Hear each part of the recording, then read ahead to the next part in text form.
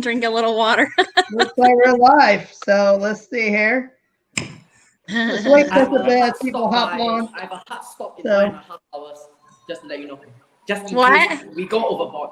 I have a hard stop in 1.5 hours, just in case we overrun like the last time. Got it. No problem. Okay, let's see here. So we're live. We're live, and looks like people are going to start hopping on. Sales is a popular topic. So I'm sure. let me share this link here for everyone so you guys can share to your audience. Just a second here. Yeah. Hey, everyone. Thanks for hopping on. Hello. Hello. So I got Jeremy here, Timothy, Aldric, Jenifer. So today we could talk about sales. So it's a very popular topic. It's the heartbeat of every business. If you can't sell, you don't eat. Hi. It's okay, Jennifer. Sorry. That's All fine. right. So you guys should have the link as well. So Got it. Yeah, got the link. all right. Okay. You guys want me to start, right? Yeah. Well, today we could talk about sales. So what we want to talk about first is how are you as a consumer before we get into the whole diving into sales. So let's start, Jeremy. Yeah. Consumer. Okay. I always say, I tell people, retail is the easiest and also the hardest trade, because why? It's difficult because it's changing now with this whole situation. A lot of retail's closed, but also easiest because everyone's a consumer, right? And as a consumer, I'm not a good consumer. My wife knows, because I can go back to the same store and check out the same thing 3, 4, 5 times and not purchase it. But and it'll be like tons of consideration, right? Our price. Do I really need this? Do I want to get it now? Can I wait 6 months later when the price drops, or do I wait for a sale?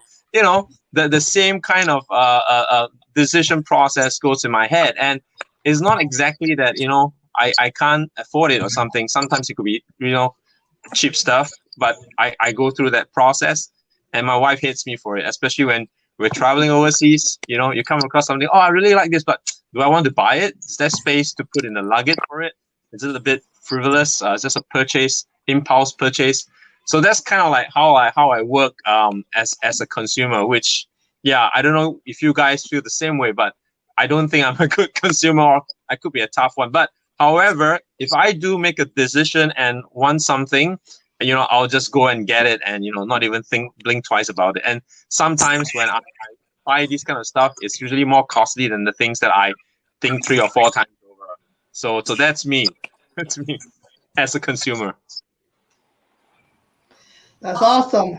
Let me say hi to all the audience out here. Brooke, she follows us every week, so thank you. Jacqueline Young is actually online as well. Joseph Irving, and Stacy Cunningham. Thanks for all of you hopping on, and it looks like there's more people hopping on. So that's awesome. So what about you, Timothy? What about you as a consumer? So I'll say along Jeremy's lines, if I want something, I'm going to buy it, right? It's just a matter of how and where. But I will say, if you need to sell me something, I'm a very difficult sell. Having been in sales, I do have a keen eye for sales. And if you're going to try to sell me something I don't need, you're going to turn me off like that really fast. Mm-hmm. So, for me personally, if you need to sell me something, you have to have your facts. And if I want to buy something, you don't need to sell me. I'm already bought in. I'm going to get it, and that's it. And the only thing you could do is screw it up at that point. But that's how I am as a consumer. Awesome.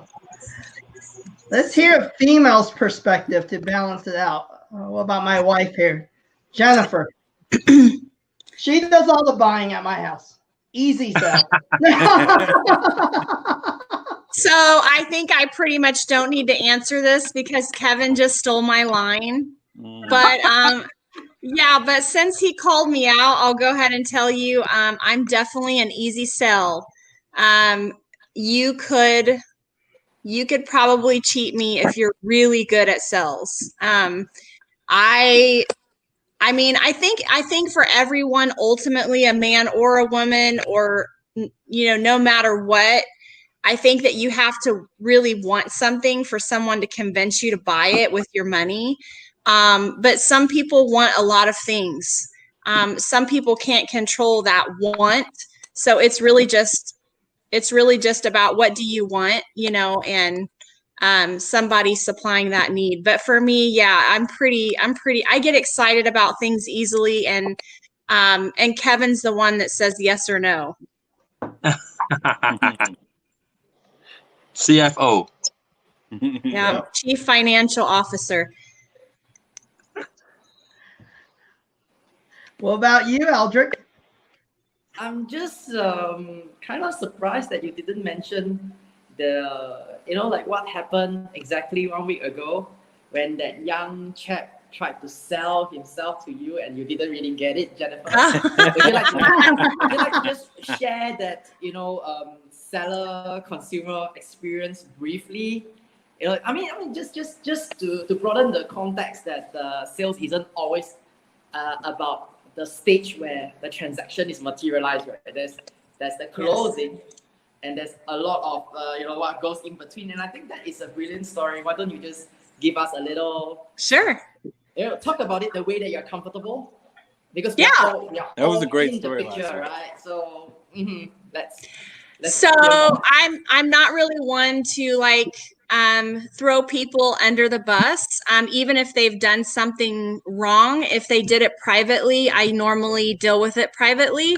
However, it was pretty funny.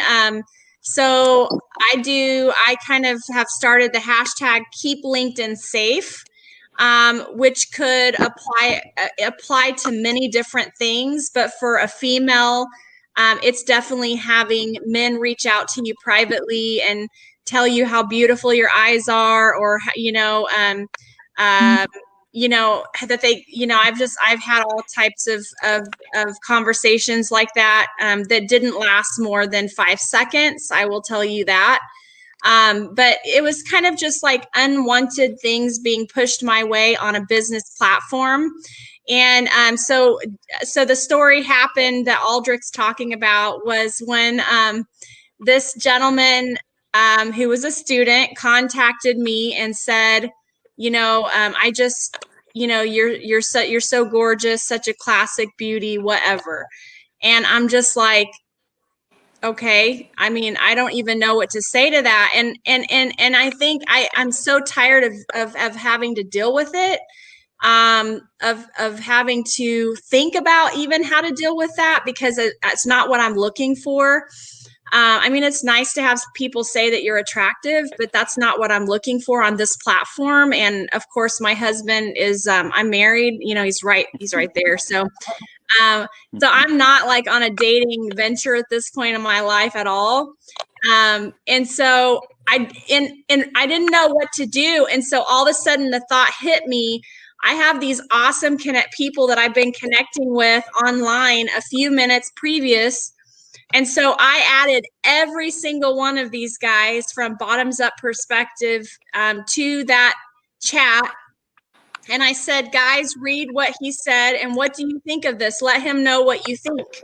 And so I added Timothy, DeJesus, Aldric, Jeremey Sea, Jacqueline Young, Kevin Kwok. I added all of them in to see it. And they basically,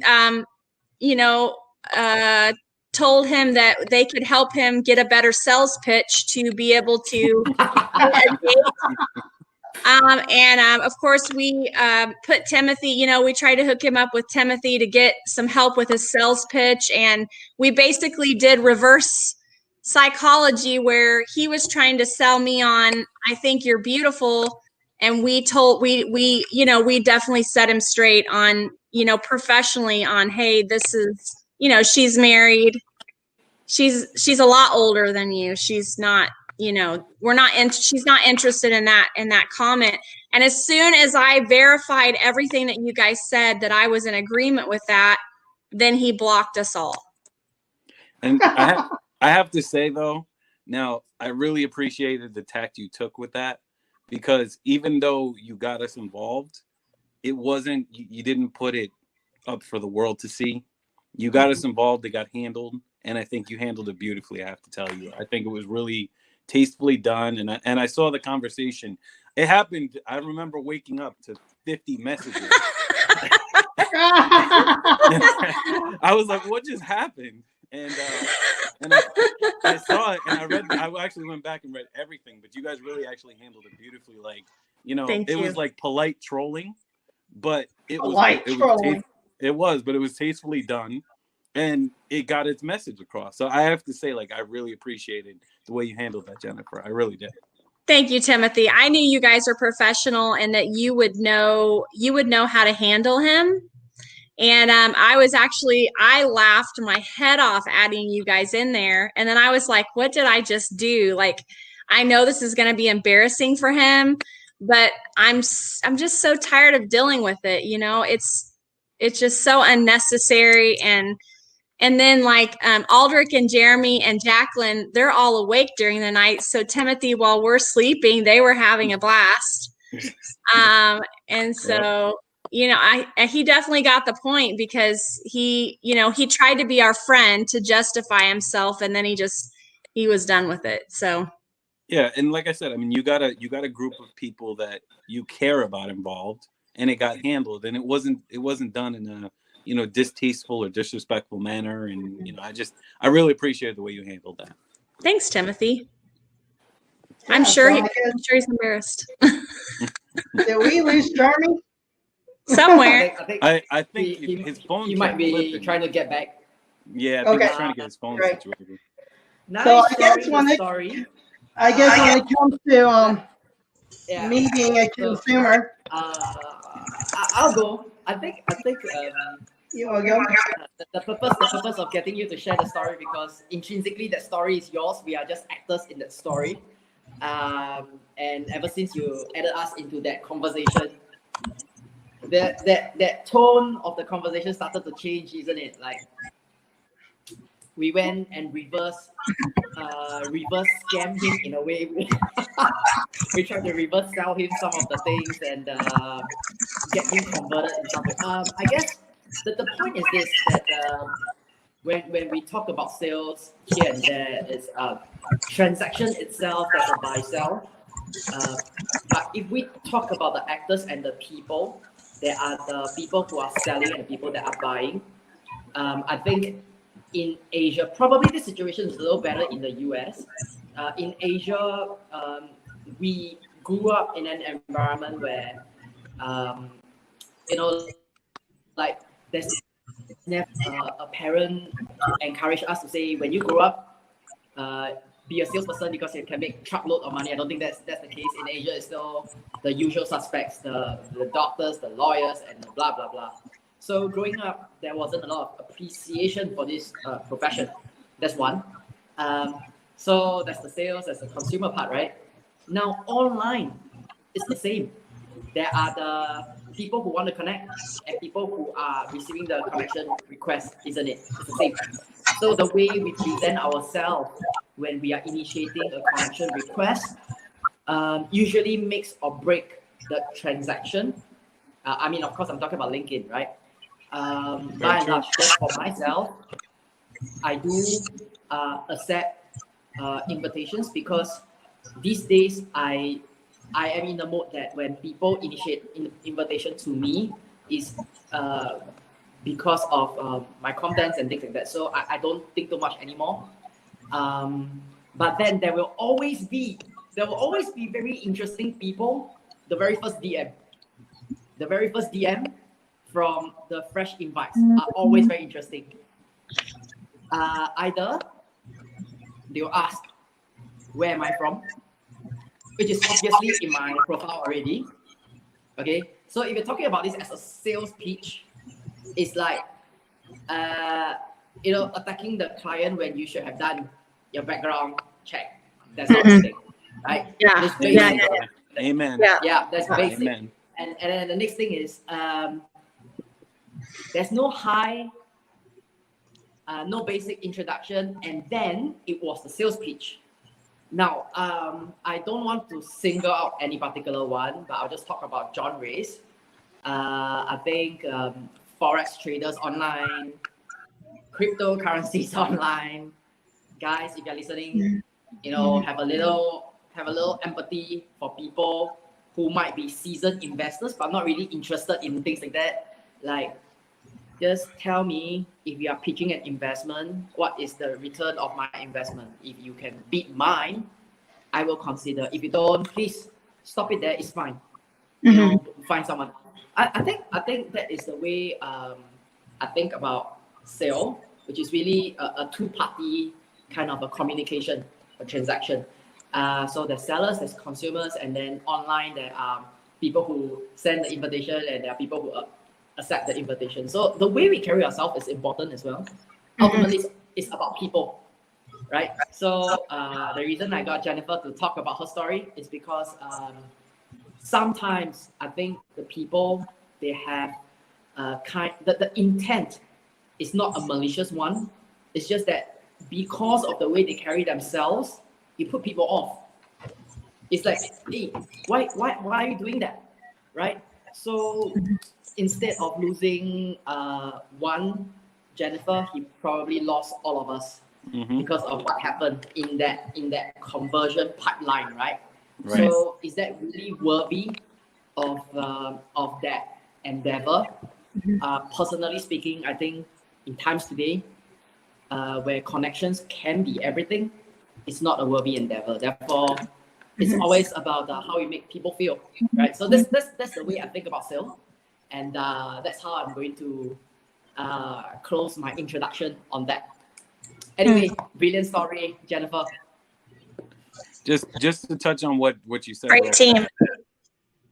Just to touch on what you said real fast, Aldric. I mean, most of the time, whether it's, unfortunately the situation that happened with Jenifer or a Forex trader, it really boils down to a lack of opportunities.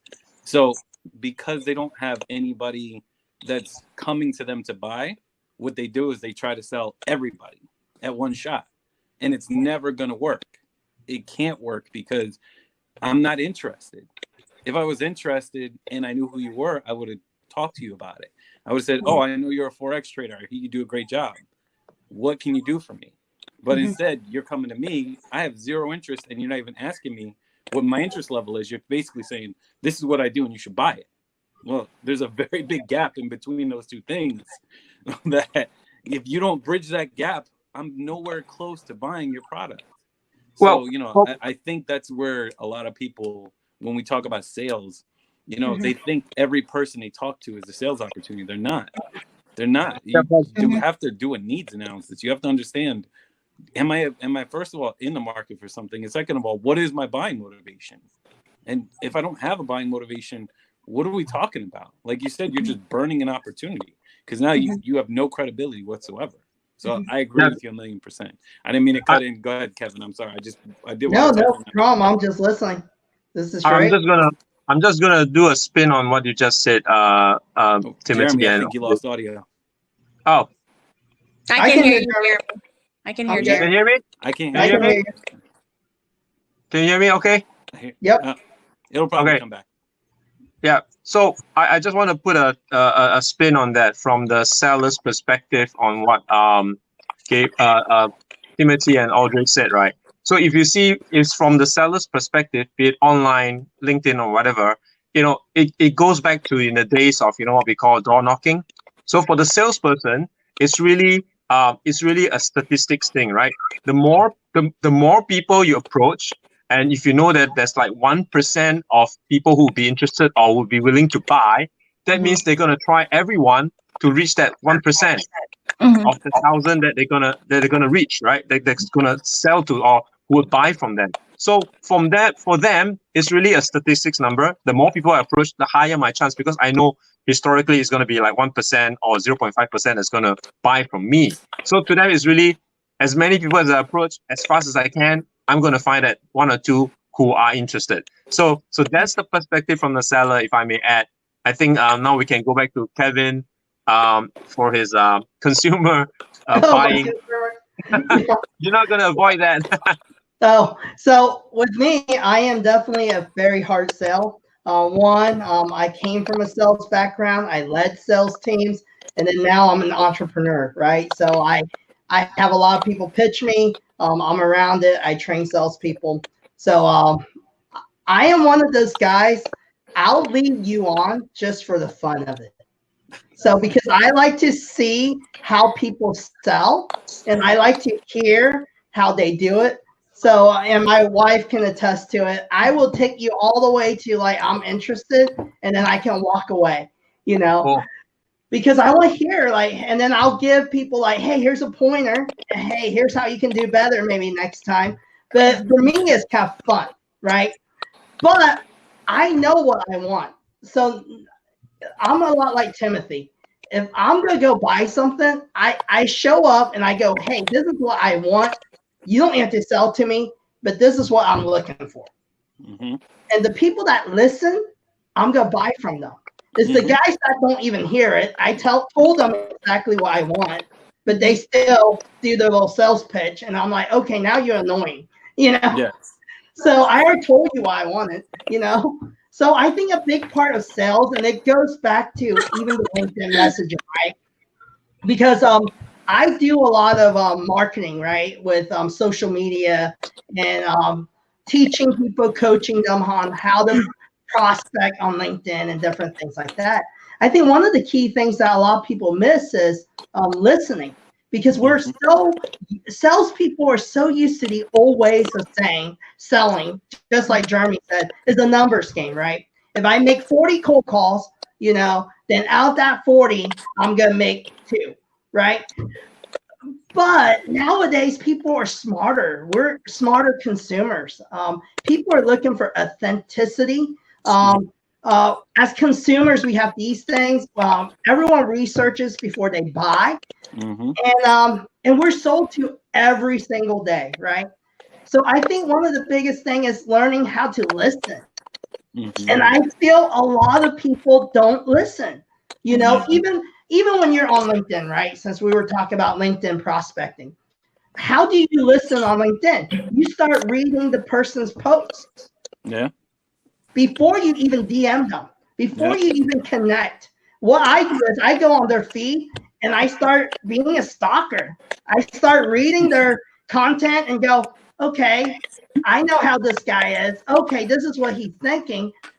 Oh, he has a need and I have a solution. And now I can DM him. Solve the problem. But then I plan with a strategy in place, but then I'm still friendly. I'm still trying to get to know you. But I already know because you posted somewhere that here's your struggle to other people. And guess what? At J29, we have the answer. Mm-hmm. Then it's like fishing, right? You start building relationship and then you lure them in. And then here's the solution, So, and a lot of people don't take that step. And I think in sales, you have 3 types, right?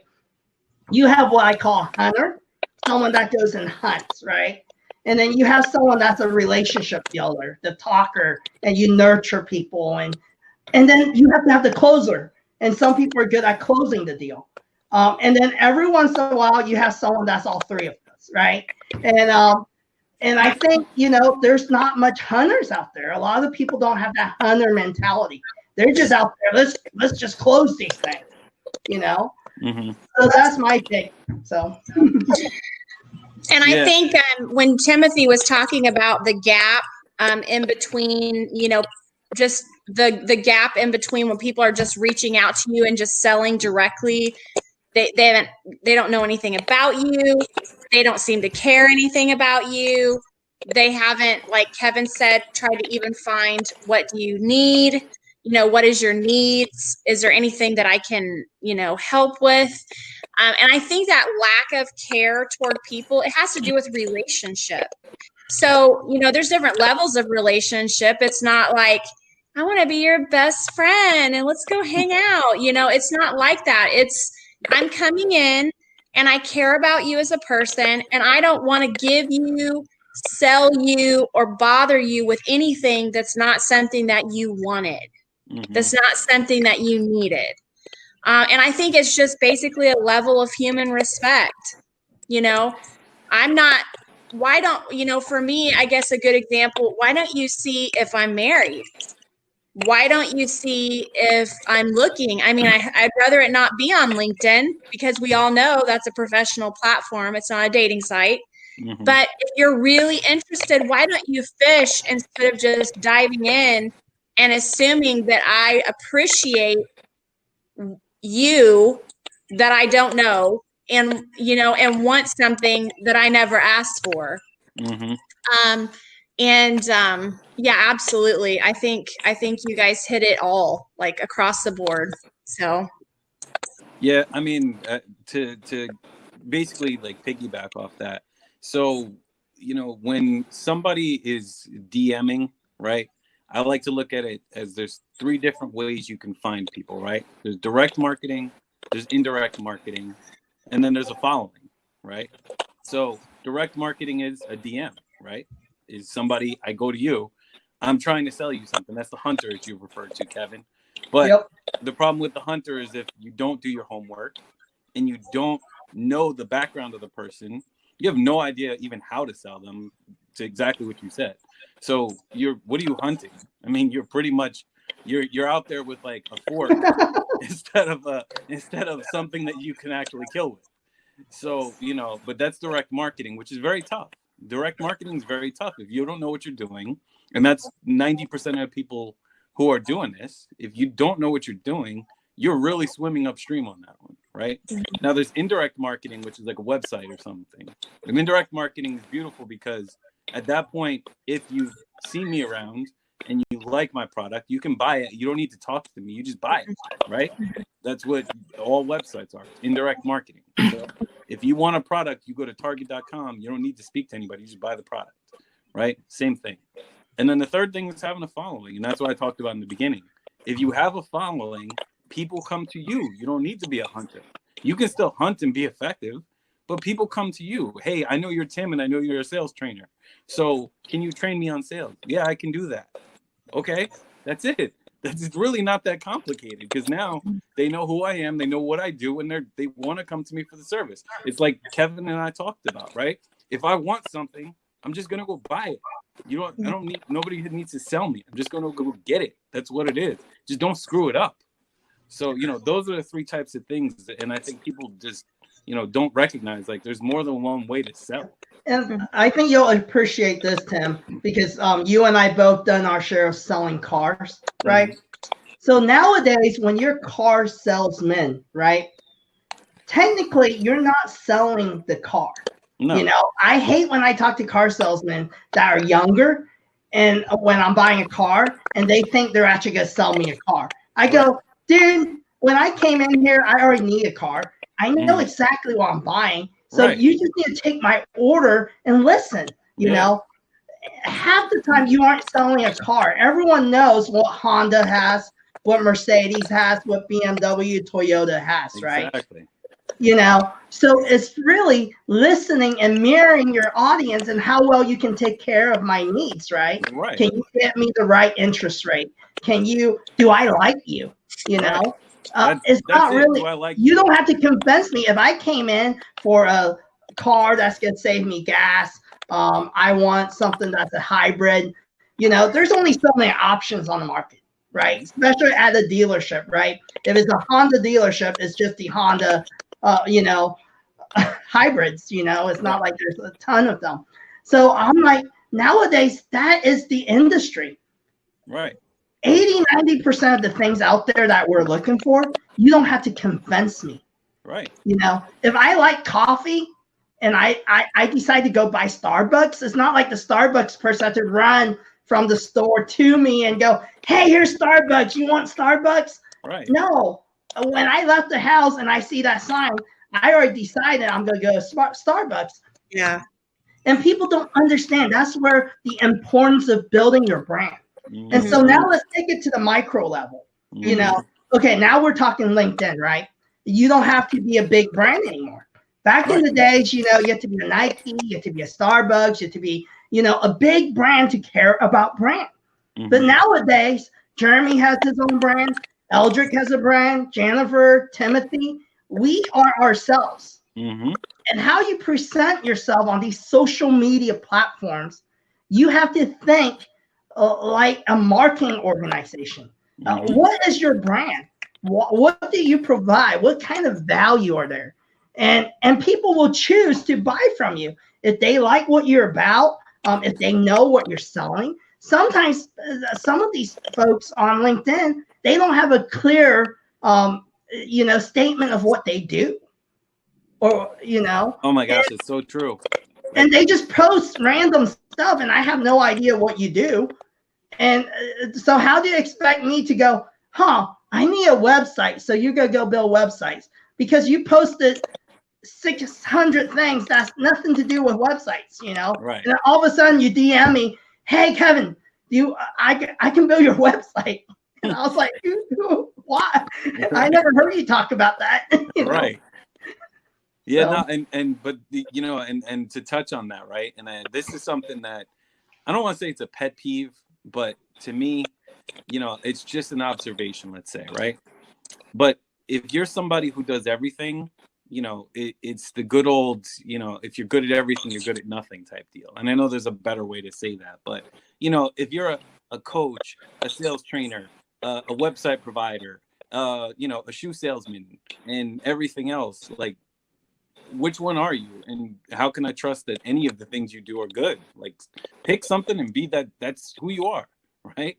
Because everybody's not good at everything. I'm not good at certain things. Like I'm not good at I'm not good at being making videos, let's say, right? I'm never gonna sell people on, hey, let me make you videos.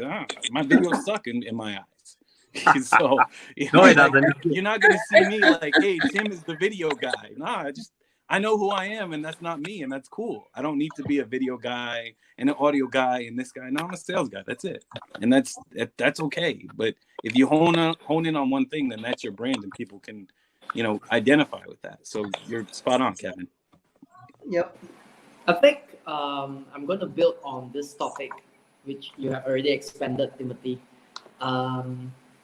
Just the way in which we think about things and the way we do things, it can be separate in a way that gives value to all of us individually, as an actor in the broader economy. When we are executing, for instance, if we are out there in the hunt for a sale and whatsoever, yes, the proposition, the offer, and it's all for the consumer, that needs to be very clear. Mm-hmm. I think there's no doubt about that, because if your offer is confusing or irrelevant, you know that you're not going to get it. That's the closing, right? The closing, we have to be very clear.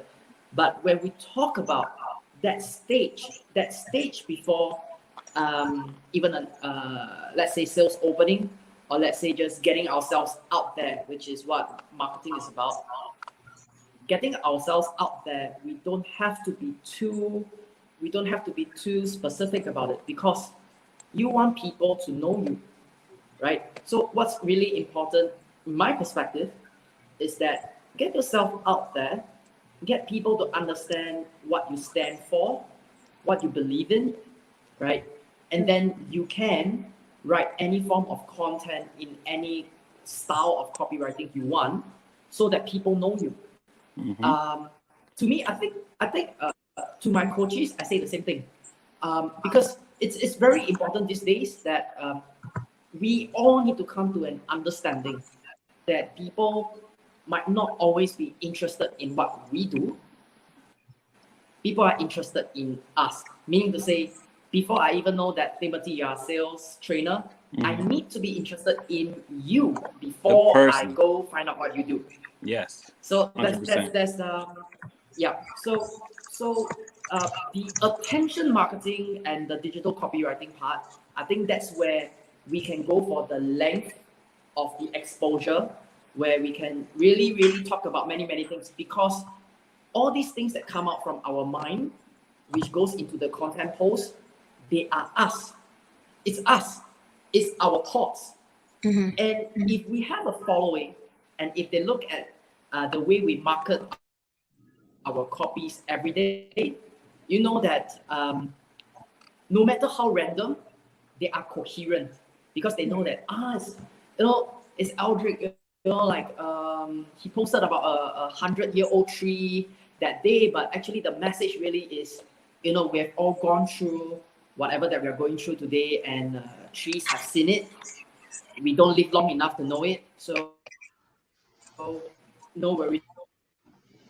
I think that is if we break down this value proposition process into the standard organization, where there's the marketing piece and the sales piece. I think in the marketing piece, we can have a lot of creativity to put ourselves out there to get resonance. Mm-hmm. As we narrow down the funnel into meeting people, even like now, if it's like a 1-to-5 closing or a 1-to-1 closing, then I think it's very important to say like, I am here for all of you. It's not about me, it's about you. Mm-hmm. And if there is a need and I can help you with that, that's good. Like Kevin, I think you mentioned you walk into the store and you just told them like, hey, I'm here to buy. If it's me, I won't really rush to get the order sheet for you. I'll get the product for you to try. For instance, if it's clothes or whatsoever, and I'll be thinking how to sell you the complements of the product. Hey, you got this shirt is lovely, but it goes really well with the pants. So you want to give it a try?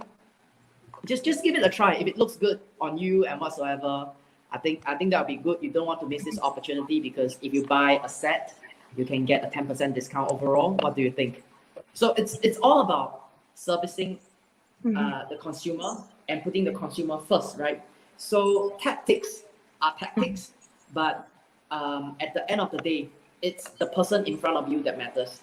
And of course, before that stage is how do I get myself out there, right? So are there anyone else out there that shares that much content and information such that people know you and want to follow you? Now that's a very different thing. It's a very, very different skill set, right? Because these days when everyone is online, it doesn't mean that you've been there for 5 years means people will follow you. No, it's never the case. It's never the case. It's always about resonance. That's my consistency. Yeah, my elaboration to the point that Kevin and Timothy just mentioned. There's always room for creativity, and there's always room for whatever that we need to do. But we need to understand what is the battleground. So if we are hunting, let's be more direct. If we are closing, let's focus on the customer in front. And that's how I think about it. I think that's very important, right? And if you are hunting, you wouldn't want to waste your arrows, right? There's only so many arrows you have in a day. And even if you're shooting in the blind, not getting any target, you are still tired. So don't do that. Don't hit the 1% cold call and whatsoever. I guess when you're starting out, we all need that experience. We all start out doing that kind of thing. That's why we're actually even talking about it. But I think these days we need to be a little bit more effective in a way. Time and energy is finite. At least to me, that's the case. Absolutely. I mean, I'll Mr. Jeremy. Oh, go ahead, Timothy. Well, go ahead. Jeremy. Go ahead. Sorry. No, you go ahead. I'm gonna spin it fully around. So you go ahead first. And then after him, I'm gonna spin it even more, like completely around. So Timothy, you go first. Tim, go ahead first. All right. All right. So real fast, what I'm gonna say. Okay, even if you're a master at marketing, on Aldric's point, if you're a master at marketing and you're really good at that and you're getting people in front of you, you need to have a sales process. It's so freaking important. Sales process.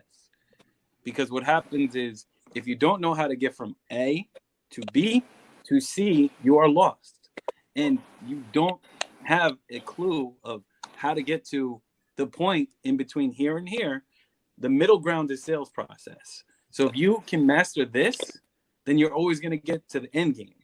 But if you can get people to you and you can't get them in this middle section where you find out what their buying motivations are, And if they're even the right buyer for you, then you're never going to get to the end. That's it. So you need a sales process.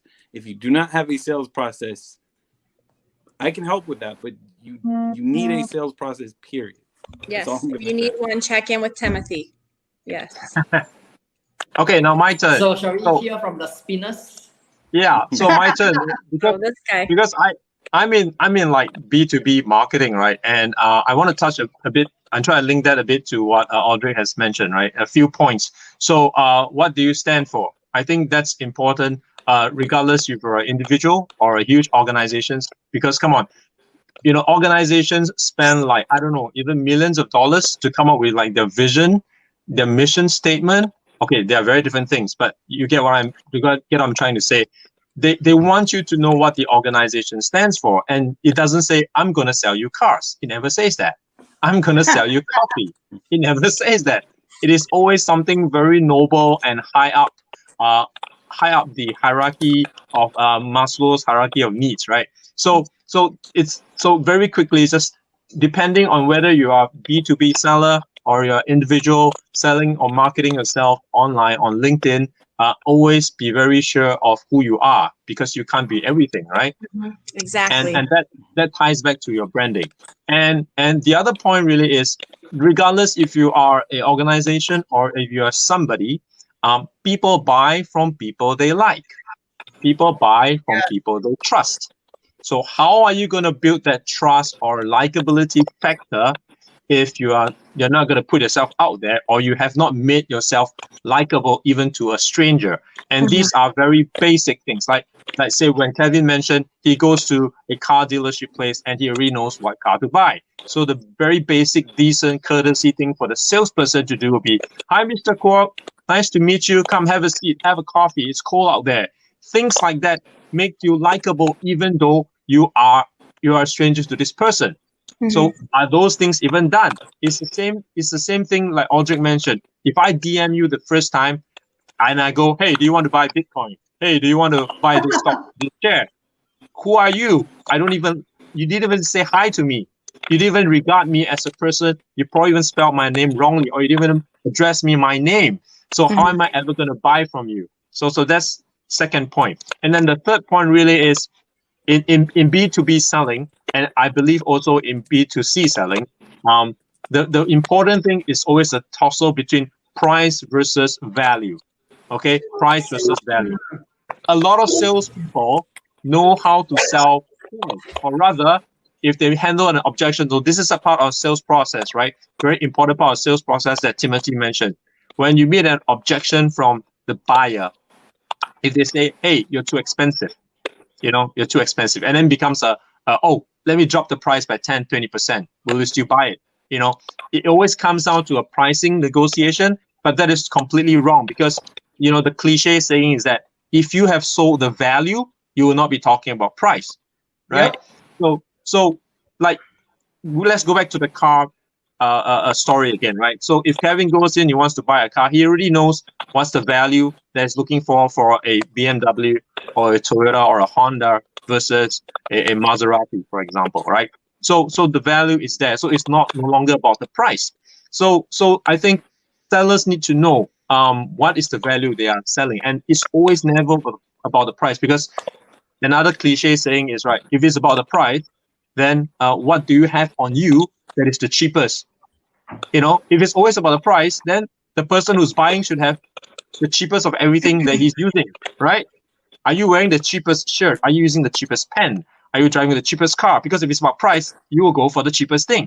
But that's never the case. So the establishment of the value has to be there for a successful sale. And of course, that links with the sale process and all that. But from the front end, you have to establish that credibility and likability. And then you need to establish a value before you can sell, such that you can avoid the price negotiation. And of course, in front of all of that, you need to be clear what you're selling, why you are here, why or what your organization represents, what you represent, before people can find you. So in a nutshell, that's how I wanted to spin it. So up to you guys to discuss. And I think it's so important too. I think 90% of the time when someone comes in and said that they care about price. If you take the time and start talking to them, have a conversation, and start discovery, you're going to find out they really don't care about price. And the biggest mistake young salespeople do, or someone that's new to sales, is they jump straight to discounting, right? Mm-hmm. You know, so like even in my organization, what we do is I train guys to, we can take away, right? But I would never discount, right? I would rather go, okay, you can't afford. Wait a minute. Is that echo? Is that echoing? So anyway, that's good. So I would go, hey, if you can't afford, leather seats and stereo, instead of me giving you a discount, what I'll do is I can take those things away, and I think that's something we need to all practice, because that doesn't devalue yourself. When you take things away, then all of a sudden they're like, whoa, I do want that, right? So for me, I can lower the price, but I lower the price by taking things away versus discounting, right? And on that point too, I mean, asking an open or a closed-ended question, I should say, is a really easy way to figure out somebody's buying motivation, right? So on your point specifically, this was my favorite question at the dealership, right? What's most important to you? Getting a car to fit your budget or getting the features you want? And people will tell you, well, my budget, it needs to be in my budget. I want these features, but ultimately I need to be able to afford it. Okay, so there has to be some middle ground, right? You either want the luxury, which is $500 a month, or your budget is $300 a month. Is there flexibility there? Yeah, maybe. Okay, because I really want what I want. Okay, well, you answered your own question. I didn't need to sell you anything. You answered your own question. So if you ask the right questions, you get the right answers. If you don't ask the question and you just assume, it's like you said, people go to discounting or, doing things to take away from their own personal value. When you discount, you've just removed any value that you've built, because you're like, okay, well, this really isn't worth it. I'll just give it to you for this. Yep. Where was the value in that? And you're devaluing yourself, Right. Yep. So I'll add a point to that. I think at the tail end of whatever sales process that people have, you can pretty sure ascertain that the party that's in front of you, they do have a buying need. They do. Otherwise, you won't get to that stage. But what's really important is that I believe in this. Don't fall into the price trap. Do not engage in that topic at all, because it's normal as buyers, we want to get the maximum value for the least amount that we are willing to pay. That's human nature, right? Mm-hmm. But as a seller, when you hear this topic about price and you start engaging in it, it's a losing proposition, because most of the time, if you are desperate for the customer and for the sale, you're gonna drop the price. You're gonna drop the price. You're gonna give more freebies, or you're gonna give more discounts. In any case, you might close the sale, but you're going to lose a chunk of your commission. So in a very selfish mode, I don't think that's really the optimal way to move ahead as a seller, or even as a professional closer. There are many ways to do that, right? If you're trying to sell something that's $200 and people are saying that, oh, this is too expensive. We need the thought process ahead of time. Is it because that thing does not have the value of $200 to the customer? Mm-hmm. So why don't you try to up the offer to say, okay, so this is not worth $200 of yours. Let's put it aside. I take this. This is $400. It has this on top of the $200. This is this. Way more. It meets your requirements and more, because I understand your lifestyle. I understand based on the conversations that you had. I understand based on the objections that you have given me that these are the things that you're also looking for. So this thing meets everything and more is $400. What do you think? So there's always ways to go around the pricing. Okay, so there's pricing and there's objections. Objections are fantastic because it's customers telling you straight off the mouth that I don't like this, but I am looking for that. I don't like this, I'm looking for that. So it's everything that's there. We have to embrace the uncomfortable. When people are telling you, hey, you don't stick to my hand, I don't like this. Oh, so you can always do a friendly role play like, oh, okay, you don't really like this. Okay, so let's say now we get off the sales conversation. What exactly do you not like about this? And what exactly are you really looking for? Let's have a nice conversation. And in the meanwhile, the weather is cold out there. Let me go get you a cup of warm coffee. You know, it's about the people. Mm-hmm. It's about people and it's about the conversation. And once you can get these things more into you in an intuitive fashion, I think you're more or less you're gonna do pretty well, right? I think a lot of people are focusing too much on the technique. You know, I have to do this in order to close, and when I present an offer, it's best that I have more than one because or more than one, or the optimal is 3, or in my content marketing emailer, I need to have this kind of structure here and there. Doesn't work that way, mate, because anything that is too structural can be copied. Then you're just commoditizing yourself because people don't have to come to Timothy or Aldric for that service, for that transaction. They can go to anyone else down the street, right? So that's really not the point. You really want to put the person in front of you first and always prove to them that you have the value to serve them. I think that's the important thing. So to Jeremy's point on the pricing and value, it's always very important, but don't fall into the trap of negotiating price, especially when it comes to inexperienced people. When you panic, chances are you're going to drop the price. It's a losing proposition. So I think let's not go there. Let's find other ways to skirt around that topic so that both the buyer and the seller can land at a higher optimal point rather than just closing the sale at a lower price, and then the customer is going to be very happy to get something that's cheap. But you know that whenever we get something cheap, whenever we get something free, we don't value them. We just put it at home. Why do we want to encourage them to do that? I don't understand. I don't. Usually when I'm in the cheap mode, I go out there, I get free stuff. Oh, looks good when I'm in the street. Looks good. But when I get home, I was like, storeroom. You know, there's things are always different. I mean, that's my point, addressing to Jeremy's topic. Yeah. So B2B. this is a little off. Oh, sorry. No, go ahead. This is a little off the subject, but it has to. I'm actually curious to ask you guys because I've been through a lot of the trainings where they hand you your script or they teach you your script, and this is what you're going to say. This is how you're going to represent us. This is how we want you to word this, how we want you to sell our product. So I've done that. Now I think sales, and please correct me if I'm wrong, because I feel sales. From my personality, I feel like it depends on personality too and how you come across to people. Because if I'm allowed to sell my way, the Jenifer way of me just being original, being myself, putting myself out there, personality,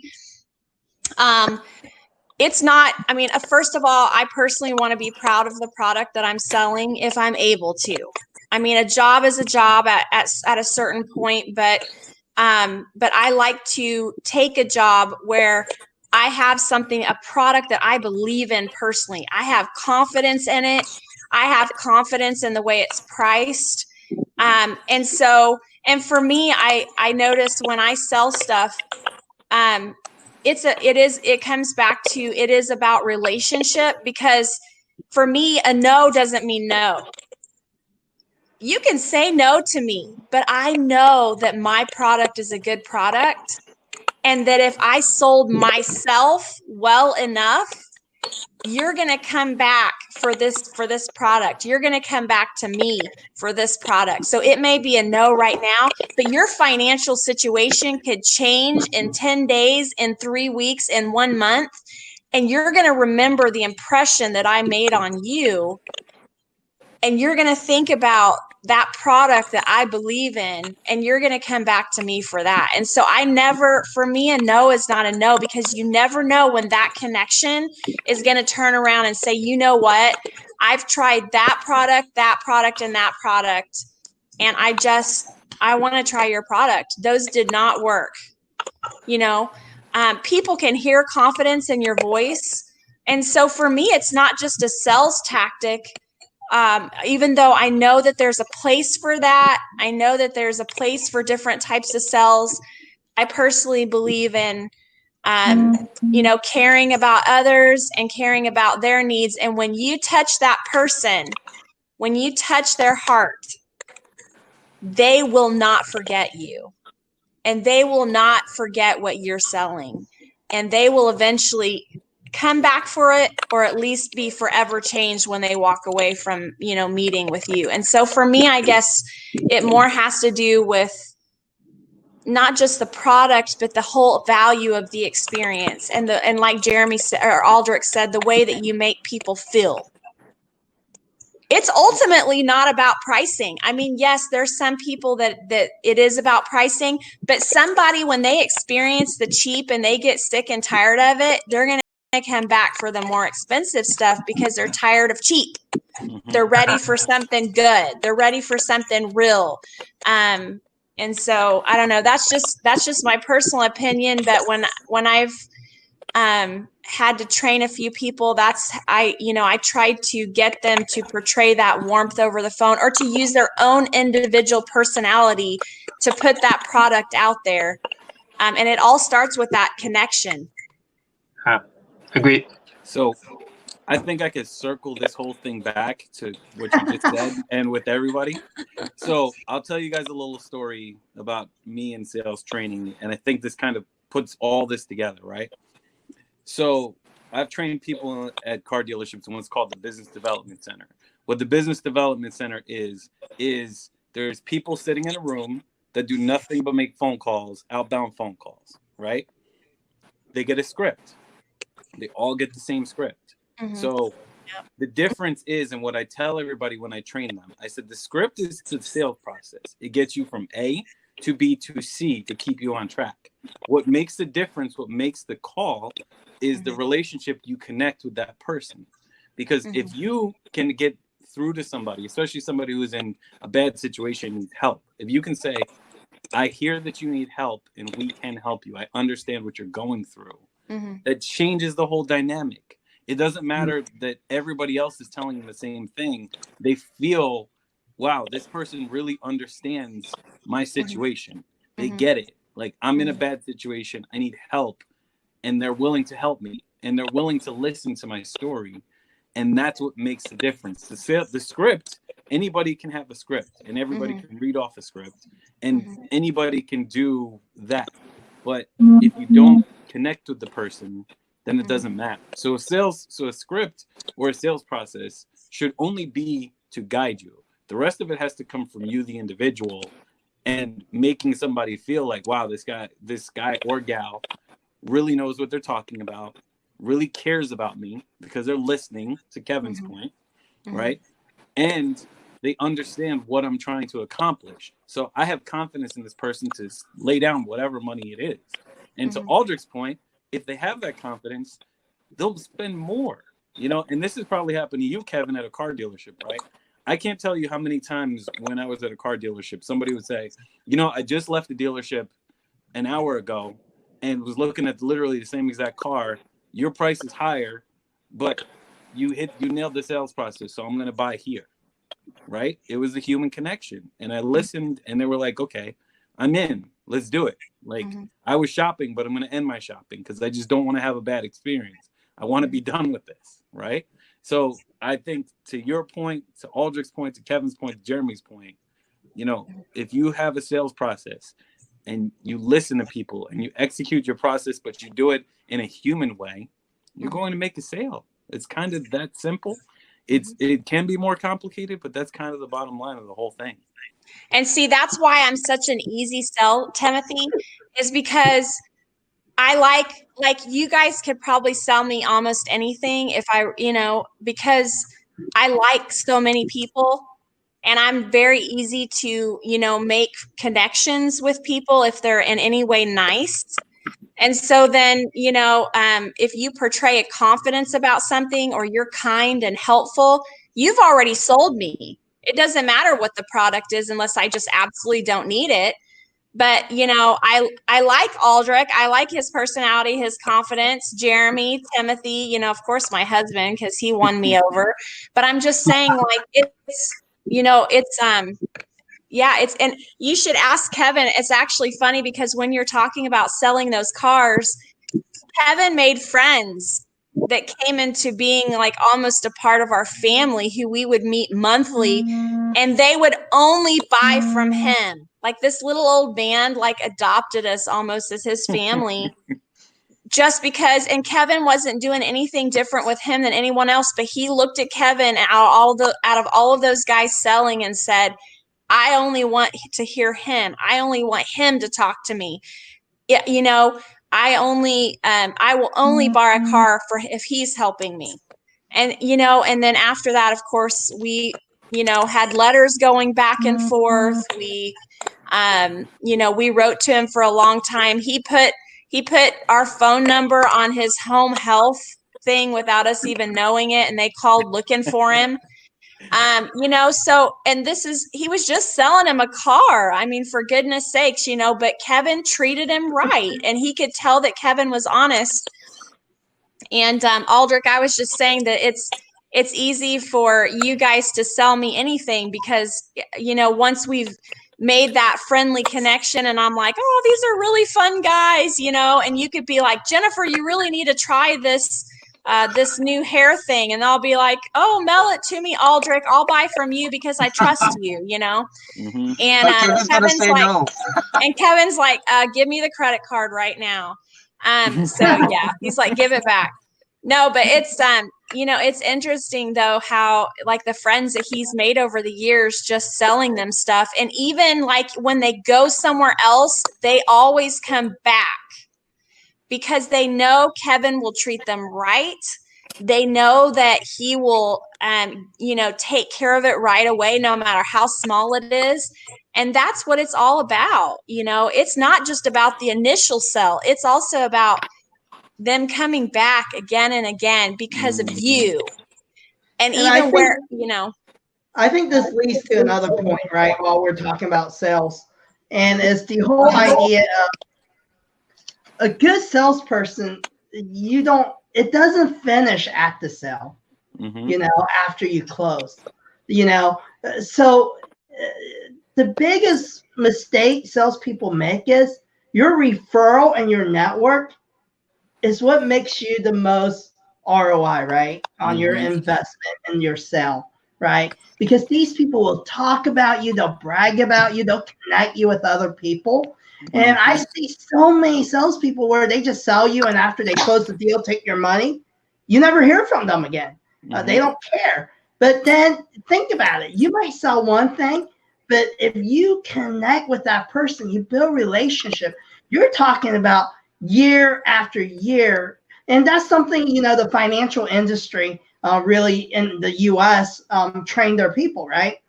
You build these relationships. Same thing with the insurance industry, because then you win them over, but then it's their grandparents, their children, and the whole legacy, right? Year after year, you have this book of business from one person. And we can look at LinkedIn like that as well. Social media is the same thing. Yes. You connect with, it starts with one connection.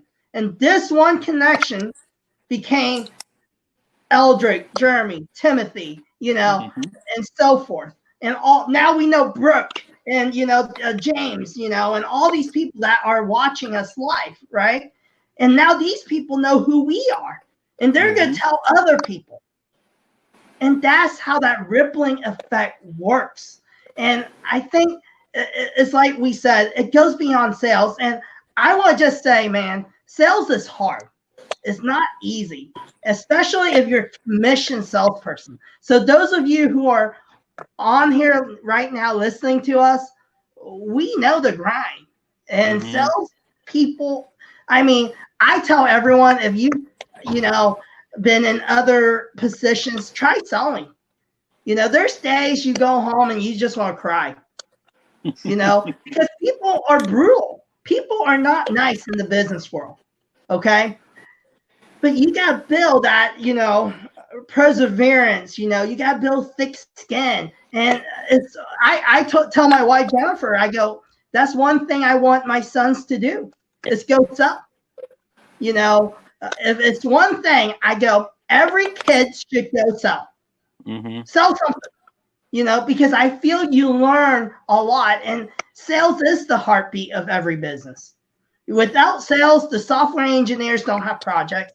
Without sales, the CEO, doesn't have his big house and nice cars. Without sales, no one eats.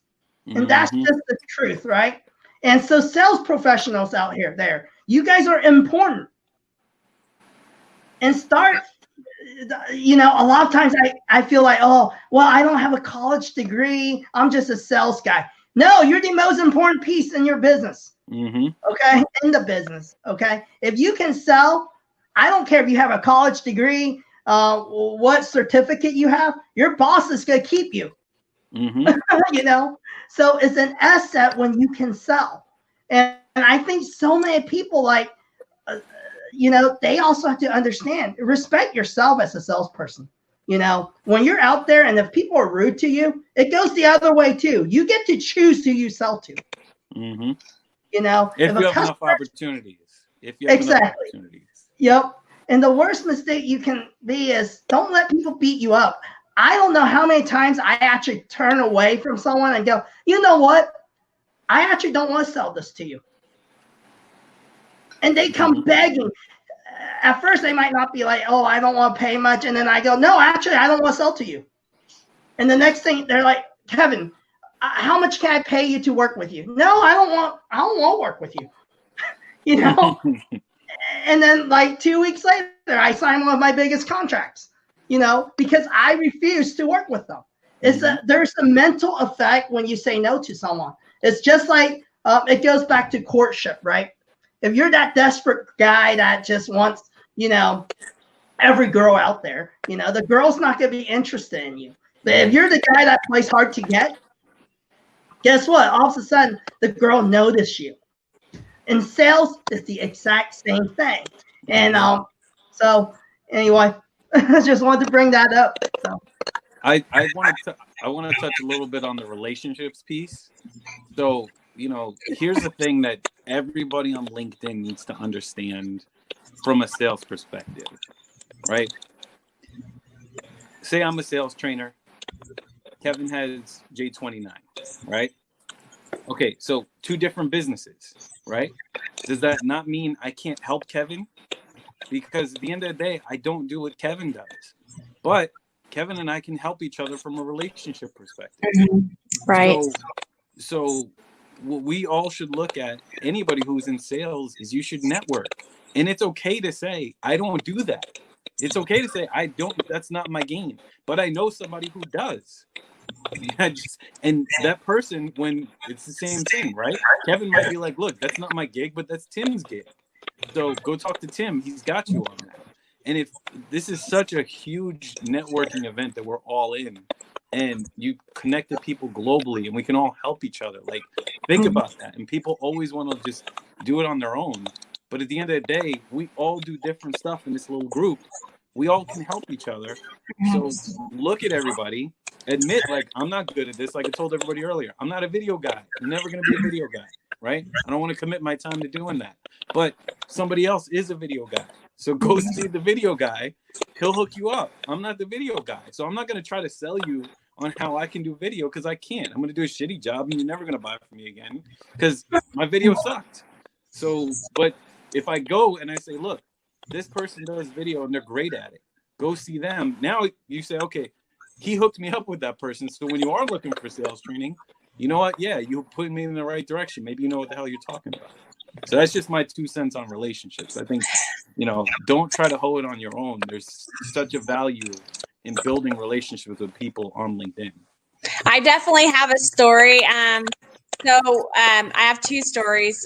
One is and it actually backs up what Kevin was saying.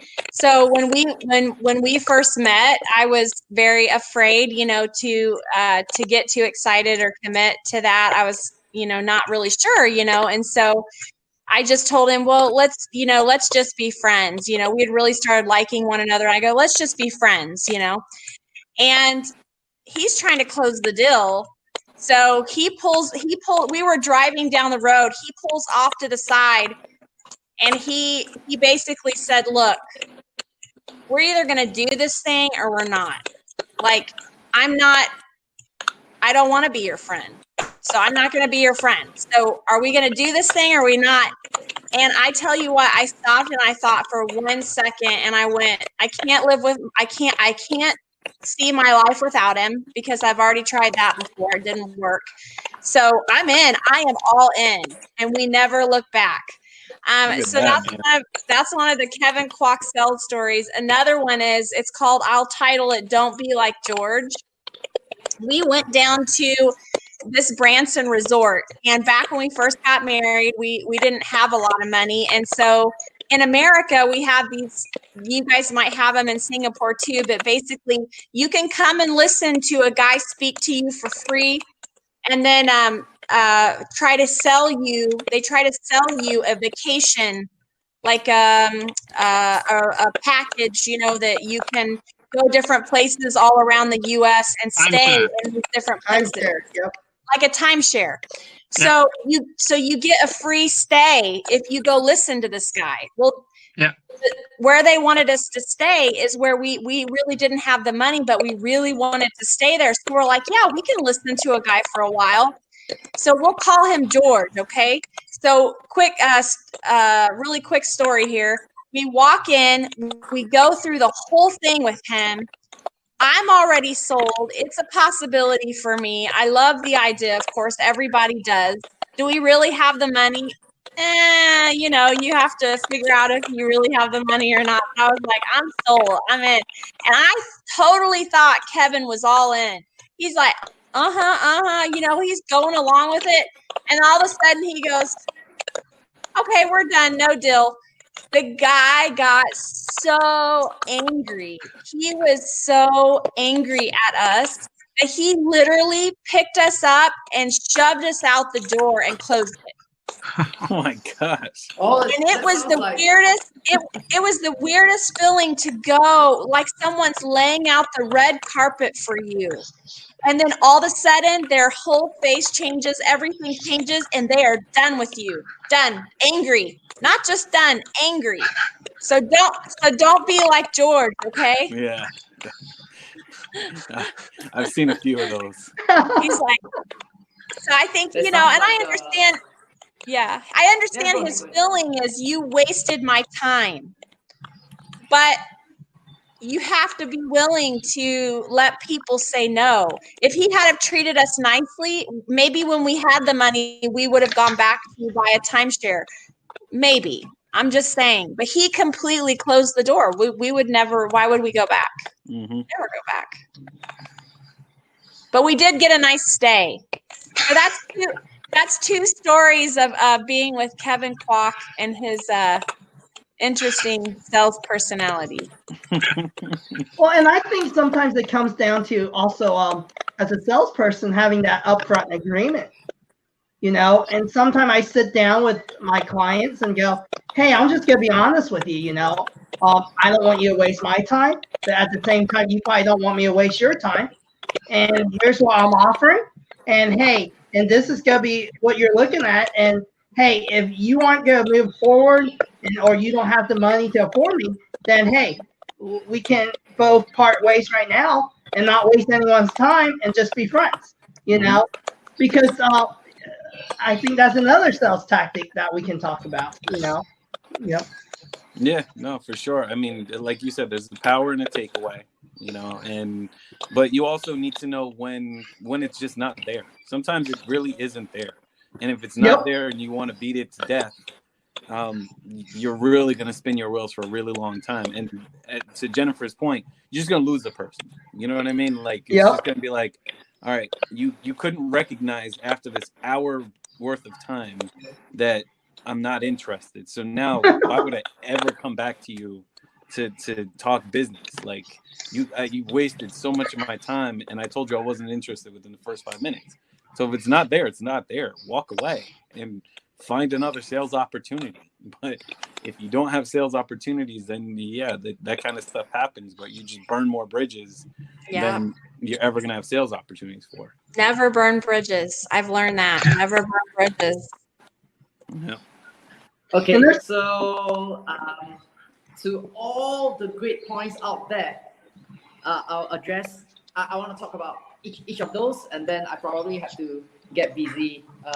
So just before I go, I think to Jenifer's point of saying no, like if you are selling and someone tells you no, first thing here, just be resilient and understand that when a prospect tells you no, don't take it personally. It's not about you. He's saying no to your offer, right? So the way to think about that is, do you have any other offers that you can bring to the table for your prospect to evaluate?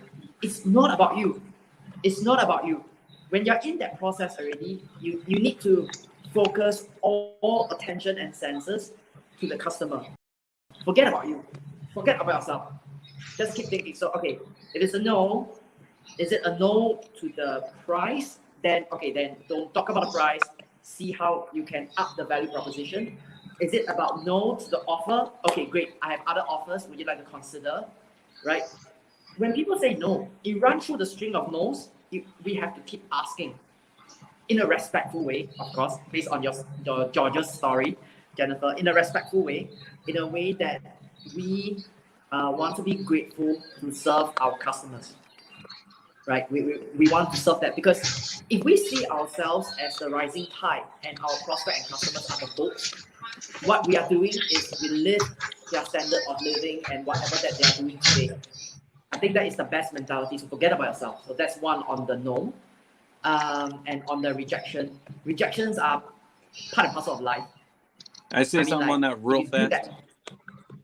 Yeah. So just a great way when somebody says no is just ask an open-ended question. What didn't you like about the offer? A lot of times you get the answer. That's it. Yeah. And it's about the offer. Don't take it personally, right? And then when it comes to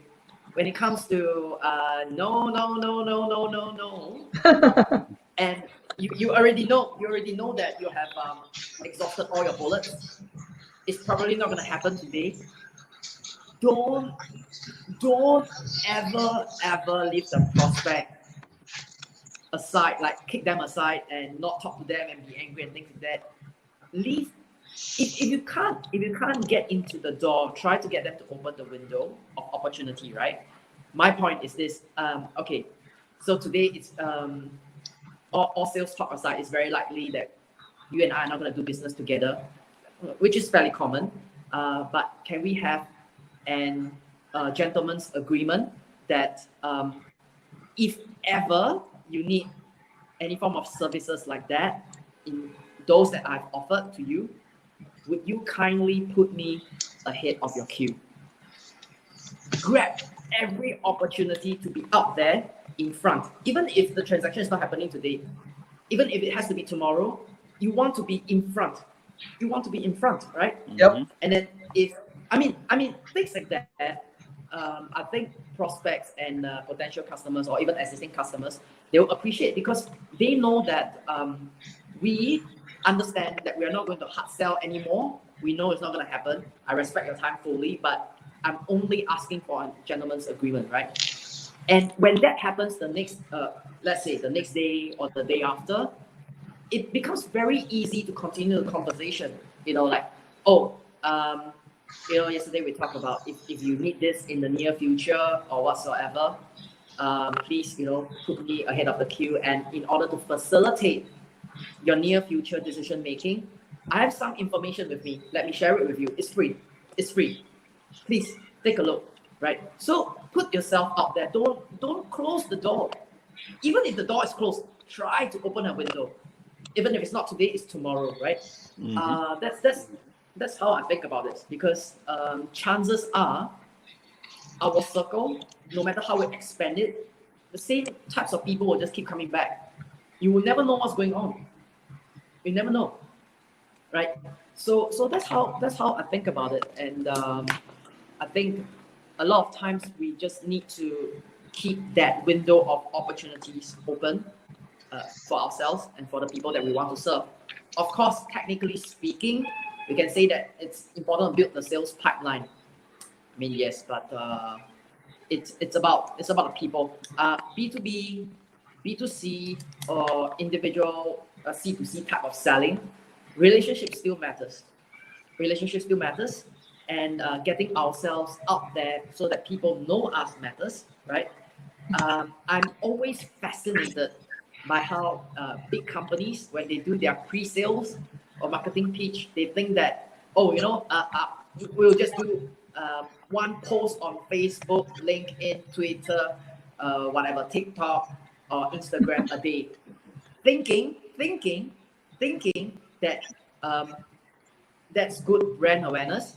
It doesn't cannibalize on the same post on the same day. I'm like, guys, you are missing the point. When traditional advertising, if you put something up a billboard, it's not put something up a billboard, it's there 24/7. People walk past, up, down, in the same street, in the same crossway junction. If they pass that crossway junction multiple times a day, that's the exposure that you get per day. Social media, same thing. Digital marketing, same thing, but a different way of engaging. You have to keep doing it. Once a week, you're not going to kill it, mate. Simply, you're not going to kill it.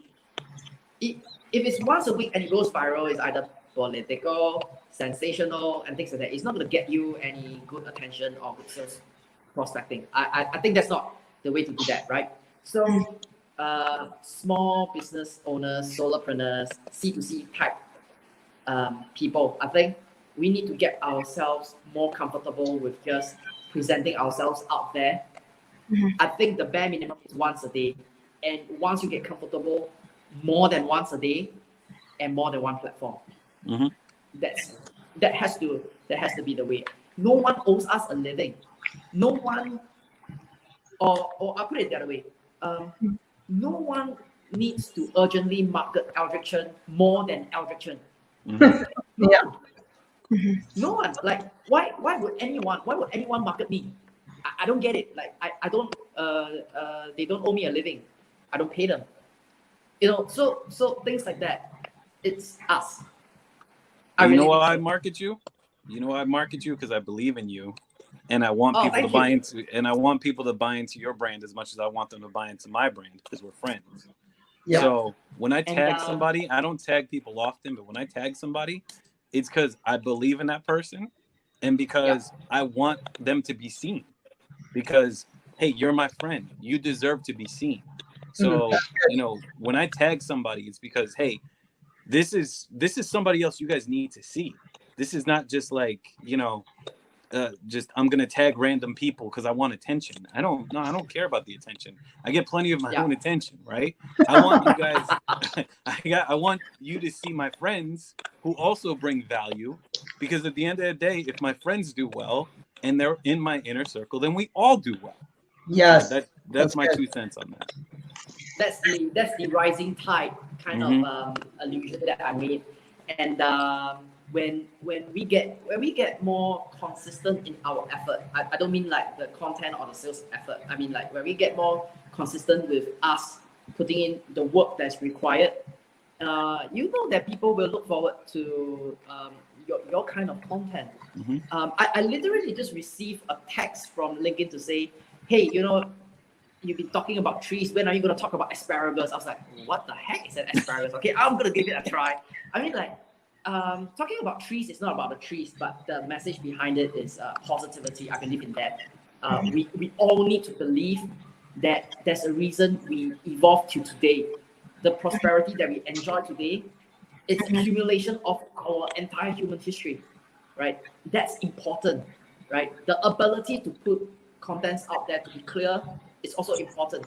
So I think getting ourselves out there is really, really important, and people who are really, really serious about sales should really start thinking about, okay, in this company, there is a salesperson Timothy, salesperson Jenifer, and salesperson Jeremey, right? And the salesperson me. No customer owes me a living. Why would they come to me? That's the most important question. Why do they need to come to you, right?